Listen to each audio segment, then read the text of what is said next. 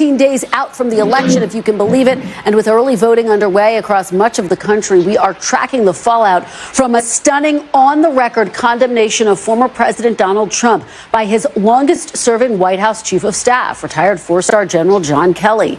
Kelly telling the New York Times in a recorded interview that he was deeply troubled by Mr. Trump's comments about using the military against his domestic political rivals, and that, in his view, Donald Trump meets the definition of a fascist.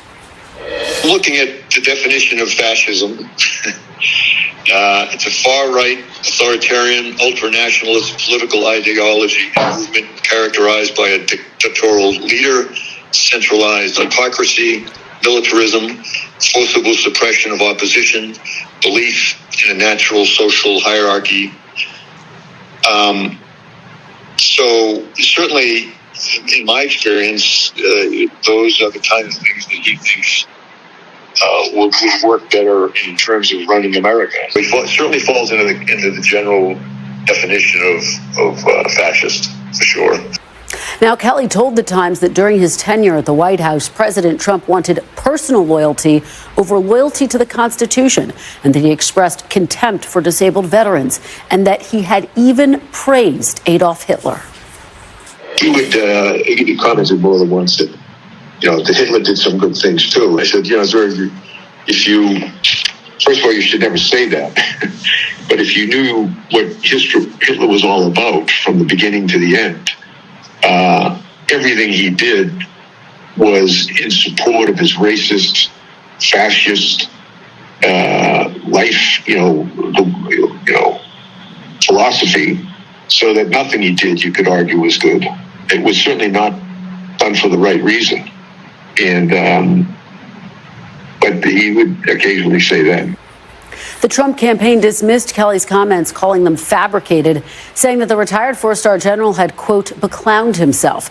The Harris campaign today seizing on Kelly's comments as it intensifies its closing arguments that the former president is unfit for office.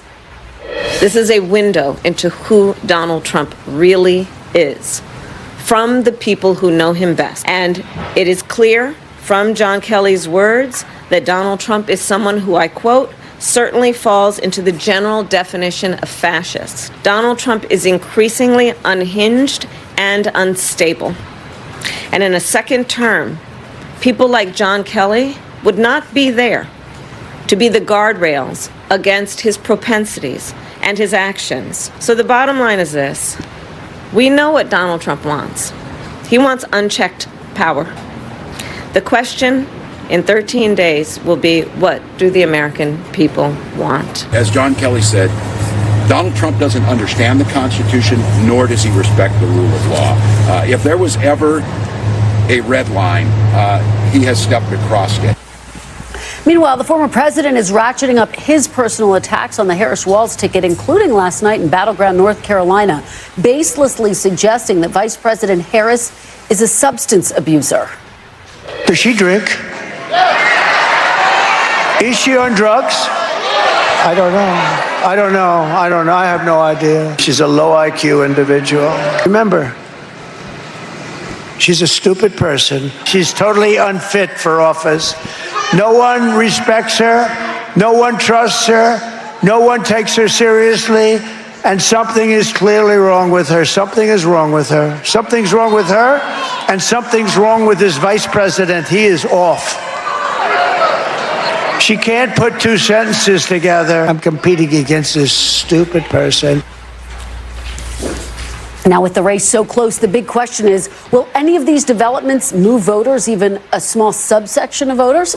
Our friend Chuck Todd writes in his column today, ultimately, this campaign is likely to come down to whether Trump's character is problematic enough for some GOP-leaning suburban voters that they hold their noses and support someone they politically would normally not support. We're going to talk to Chuck in just a moment. Vaughn Hillyard, though, is with the Trump campaign in Georgia, and Yamiche Alcindor is following the Harris campaign in Philadelphia. Vaughn, let me start with you and these striking comments from General John Kelly. You've been talking to your sources inside the Trump campaign. What are they telling you? What's the reaction? This is a candidate in Donald Trump who is really running his campaign strategically and communications-wise, Kristen. And so for his campaign advisors, there is no effort to soften the impact of the criticism of his former chief of staff, John Kelly. Instead, it is to take John Kelly head on. You referenced a statement from the spokesman that suggested that John Kelly was beclowning himself with his statements about Donald Trump. But you see from the candidate himself, who we are now just seeing for the first time here today at an event down the road not far from where we are in Georgia, somebody who has a history of lashing out against his former administration officials who had spoken out against him. James Mattis, his former Pentagon secretary, said that Donald Trump wanted to divide Americans instead of unite. You had the likes of another defense secretary, Mark Esper, speak out against him. H.R. McMaster, his national security advisor. You have Rex Tillerson, his former secretary of state, his former national security advisor, John Bolton. Really, though, what John Kelly's words, though, is really for the first time you hear directly from somebody that worked so closely with him, calling him an authoritarian. And I want to let you listen because I mentioned for Trump and his campaign, this is about responding and making these individuals a part of the campaign. Take a listen to Donald Trump on the campaign stage last night in Greensboro, North Carolina. When Putin saw how weak we were, how pathetic we were, with the stupid Milley and these generals that aren't even generals as far as I was concerned, what a stupid group of people they were. Mattis, Milley. We have a great military, and they're not woke. Some of the stupid people up top are woke. We have seen Donald Trump speak out against those who have criticized him by suggesting, but they are the ones that encumbered him from being an even more successful first president, and that he, come 2025, will ensure that he is surrounded by campaign advisors and cabinet members who are duly efficient or duly loyal to him and carry out the wishes of the Republican Party and the MAGA agenda. So for Donald Trump, this is really a moment here where he is taking some criticism head on, at the same time using that criticism to try to galvanize his most faithful supporters to put him back in the White House. And Vaughn, as you've been speaking, former President Trump is talking there in Zebulon, Georgia, where you are. Talk about the strategy in Georgia, a place where Trump clearly now feels he's on a bit of defense. What have we heard from him today? Right. These are the 7 battleground states that you're looking at, and polling shows them close everywhere. Georgia, North Carolina, where he spent the last 2 days, are really 2 of those states that he needs to win. If he does not effectively win these 2 states, it's going to be tough for him to get to 270 electoral college maps on November 5th. But for him, again, when we're talking about, Kristen, about the type of leader that he wants to be, part of that message is making the case that he and the use of the executive branch could be more effective than relying on Congress. Mitch may have a Democratic majority, for example, in the House. When we're talking about immigration, for example, we have heard him talk so much about immigration and pushing back against the criticism that he helped stymie and bring an end to that bipartisan bill up on Capitol Hill earlier this year. He has gone around the country telling crowds, including just this week, that you don't need a bill, you need a president. And for Donald Trump, that means him. And the suggestion is that the White House, and particularly one who is effectively able to use the power of the White House, is the answer to so many of America's problems. That's coming from Trump, Kristen. Right. Vaughn Hillyard, Georgia for us. Key battleground state. Vaughn, thank you very much. Really appreciate it. Yamiche, let's head over to Newark County, Pennsylvania. Obviously, the battleground, 19 electoral votes. So the candidates will be barnstorming this state between now and Election Day. Talk about the strategy in the wake of these John Kelly comments, because they really fit into what we've heard from the vice president, these closing arguments, quite frankly, that she's been making, which have revolved around trying to make this argument that we heard when President Biden was at the top of the ticket, that Trump is a threat to democracy. And it's striking because obviously reproductive rights, Democrats know that's something that energizes their base. But she's really putting the focus on this idea by John Kelly and, more broadly speaking, that Trump is a threat. That's right, Kristen. The vice president and her entire campaign are really seizing on these comments by former Chief of Staff John Kelly, and really wanting to underscore that what he's saying about the fact that former President Trump fits into the category of a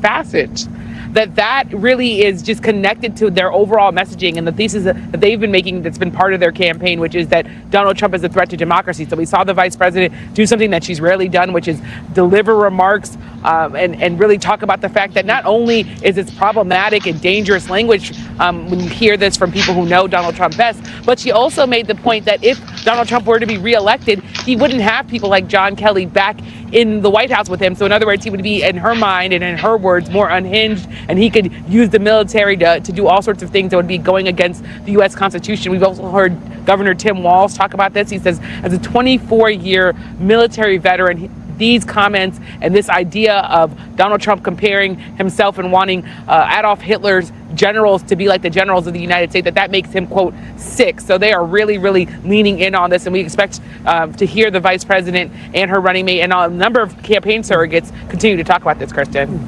Meanwhile, Yamiche, our friend and colleague Hallie Jackson, sat down with the vice president yesterday. They covered a range of different topics. What were your key takeaways? They did cover a range of topics. I think one of the top takeaways from this interview was that the vice president says that any sort of negotiation that impacts women's abilities to really have control over their own bodies when it comes to the issue of abortion is a non-negotiable. Take a listen to a moment where they were talking about that topic.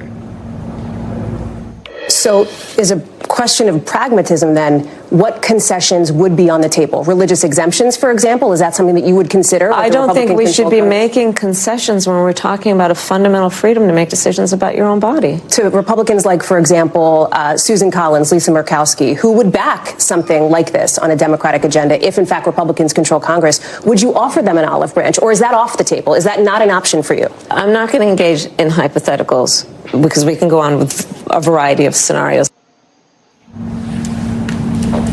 Another interesting moment from that interview was that Vice President Harris said she thinks that the country is ready for a woman of color herself to be president, a topic that she has not wanted to engage in, like in a big way, but a topic that she was very comfortable talking about in this interview, Kristen. Yeah, very different strategy than we saw with former Secretary of State Hillary Clinton, for example. Yamiche, thank you so much.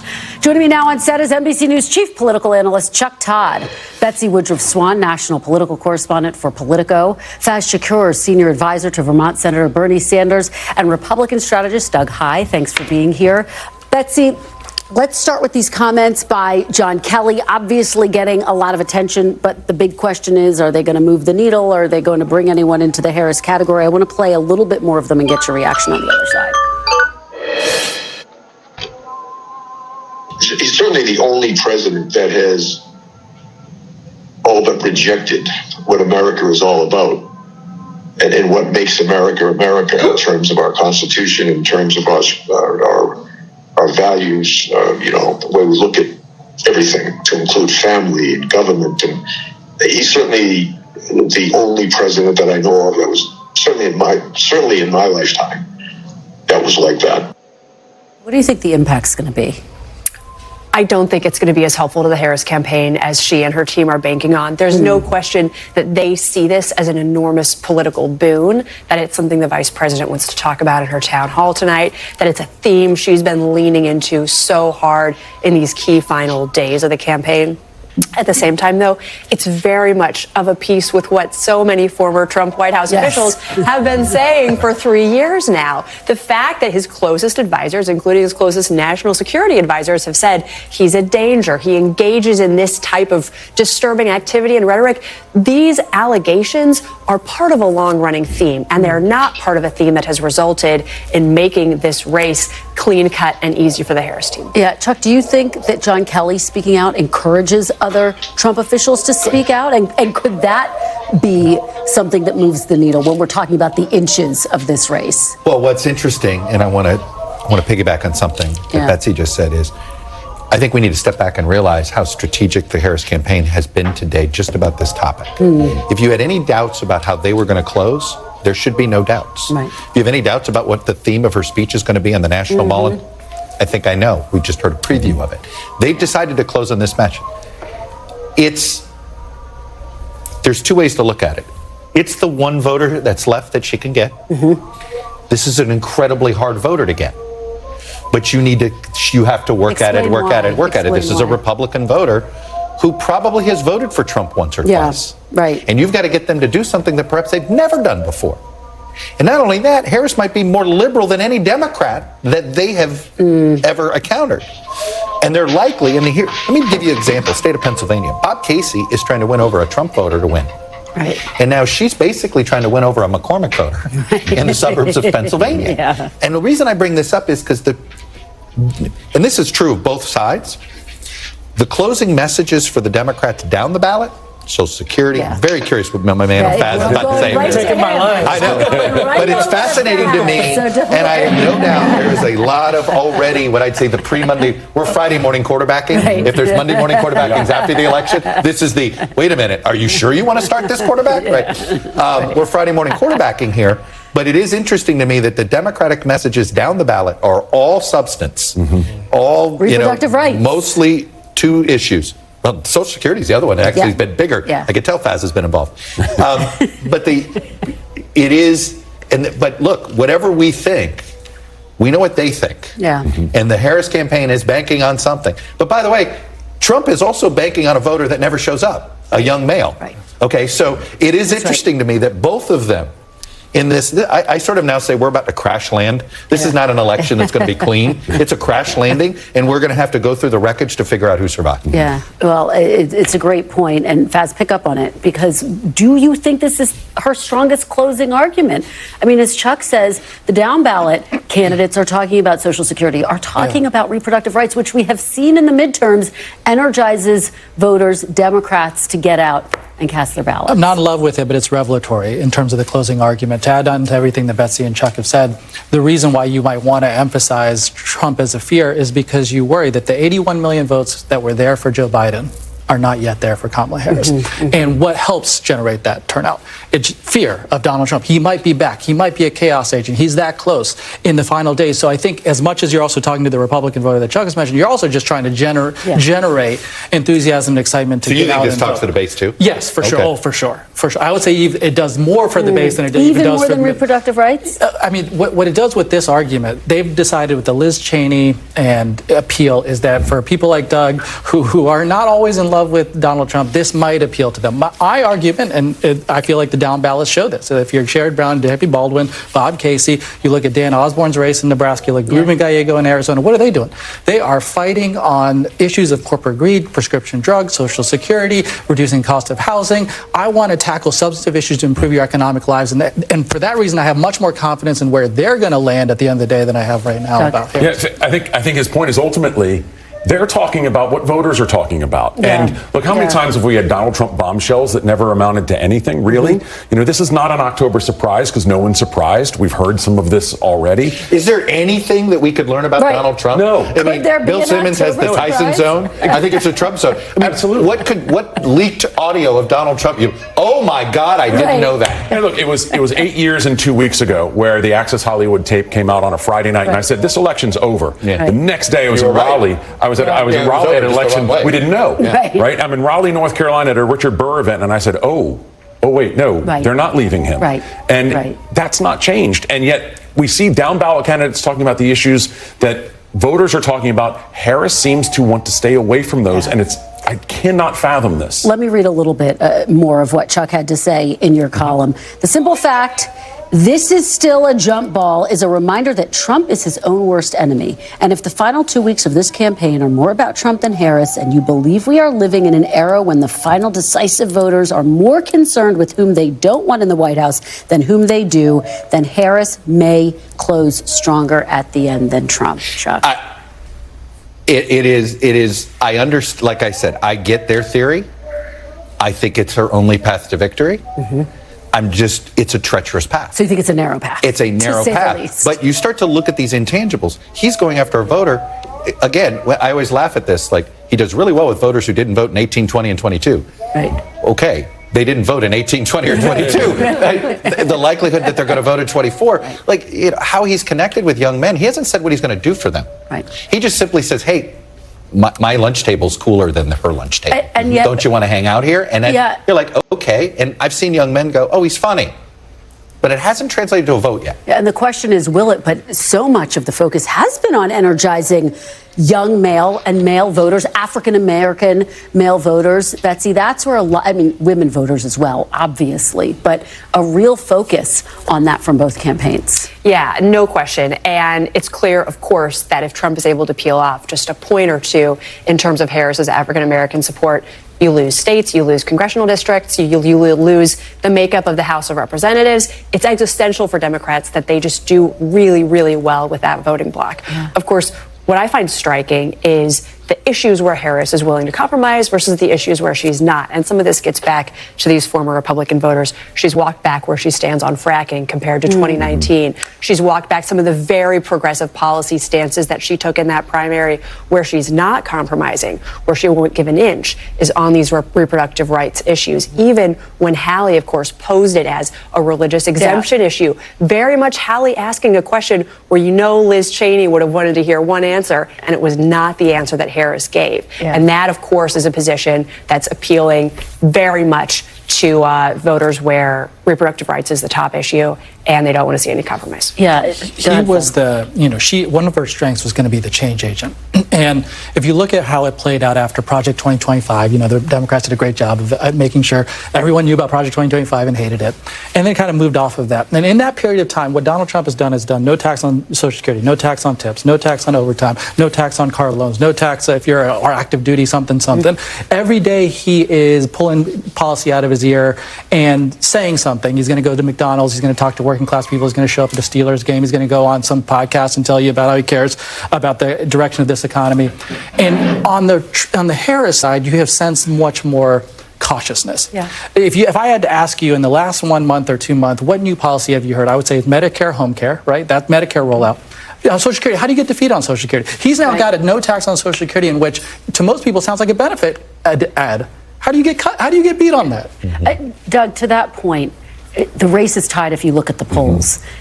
And it feels like, I was in Pennsylvania yesterday, it feels like Trump's got a lot of momentum. You're like the weather person. But again, there's the temperature, but the feels like temperature. And I'm always like, just tell me what it feels like. Like, you can make two different numbers. I'm kidding. But this is very good weather forecasting. Yes. I think one of the reasons for that have right now is we also see that people are voting already. And when I look at the North Carolina numbers, my home state, what we see is Republican numbers are up, not massively, but they're up. Democratic numbers are way down in North Carolina, and that is very surprising because that's what they tend to do best. It also tells me whatever happens when we look at the wreckage after the race, voters are safe and secure. They feel that the vote is safe and secure, regardless of what happens after the election. Here's the other number, of course, that's really fascinating is Nevada, where we're seeing Republicans do much better than anyone expected. And it's especially striking given that pretty much all the reporting indicates the Nevada Republican Party is a huge mess. Yeah. Just a mess. And but I'll be honest, on early vote, I take all of those anecdotes and throw them away. I usually do too. No, but I would. But here's why I would throw them all away. We're seeing Republicans in the wake of Trump saying here's what I promise. Fraud. I promise you this fact. There'll be more Democrats that vote on election day than did in 2020, and there's going to be more Republicans that vote early than they did in 2020. This is comparing blueberries to apples. Yeah. Okay. If you gave me comparisons to 16, I might be curious. Yeah. But I think 2020 is such an outlier in how... Yes, because of COVID. There's a lot of people who are election day voters who are also rank and file Democrats who prefer to vote on election day. Yeah. And they didn't because they trusted their government and were worried about health. But they're going to go back. So, look, it's interesting. Both parties have always different stasis in the last 2 weeks. Republicans are usually confident to overconfident, and Democrats are usually are usually like a friend of mine emailed me. He goes, "I'm not a bedwetter, but after reading this poll, I really have to pee." It's like, okay, we know who you are. So there is a little bit of and that's why I take all these early votes, and I literally they're as worthy as the garbage. Faiz, what about you? Do you take them? For lack of a better term, are you getting the sense that people are starting to pee? I agree with Chuck. We're very early, and you take the numbers against 2020, and you're like, well, last time the Republicans actively urged people not to vote early, and this was during COVID, in which we expanded the accessibility of voting, and so Democrats were taking advantage of it. We're more COVID conscious. So the numbers, the apples, they don't work. And so I believe there is so much time left in the early vote. I take all of this with a grain of salt. Just right very quickly, though, do you think Harris, if she wants to regain the momentum in these final days, does she need to put more meat on the bones of some of these policies? Chuck talked about what we're anticipating from her closing argument next week, based on what we heard today. But what does she need to say to voters? Clearly, this is what a Harris administration would look like versus Joe Biden. In 2020, I thought Biden did a fine job of making it clear that it was an all-of-the-above candidacy, from all the way Manchin to Bernie to everything in between. But Trump was in power. It was a fire candidate. Yeah. It was a fire candidate. But you were able to make the clear the coalition believes in my direction. And I do think that now you've gotten a push, right, from Liz Cheney, like we need to get the soft Republican votes here. And you haven't seen, standing with, you name your progressives, but it's not that part. She sent Bernie and Biden up to New Hampshire. That's worthy. Very quickly, because I'm getting a wrap, is Liz Cheney making a difference? Very quickly. I don't know, but I'll tell you a comment that would have been stronger from her, and I'm curious what you think of this. What if she had said, I hope this is the last time I have to vote for you? Yep. And not being an insult, but I think for her to be more effective to get Republicans, I think the case you have to make to Doug Heye is good. Look, this is a one-time vote so we can get the Conservative Party back. Doug? I think she needs to finish the sale. Does she need to tailor her message? I think that's right. And ultimately, it's much like with the story that, Unleashed today. These are bombshell things that we all talk about. Your average voter just isn't focused on that. And your average Republican voter, not even average, Republican voters, very small sliver. And remember who's left. Yeah. The people who are left are the least engaged voters because they've waited till now to decide. They're like, because they're the ones that said, I don't want to hear it. Yeah. They tuned us out. They're the ones that turned it off. That's right. So they're going to be less engaged by they wanted to be. And now here we are. All right, guys, amazing conversation. Thanks for starting us off strong today. Chuck, Betsy, Faiz, and Doug, really appreciate it.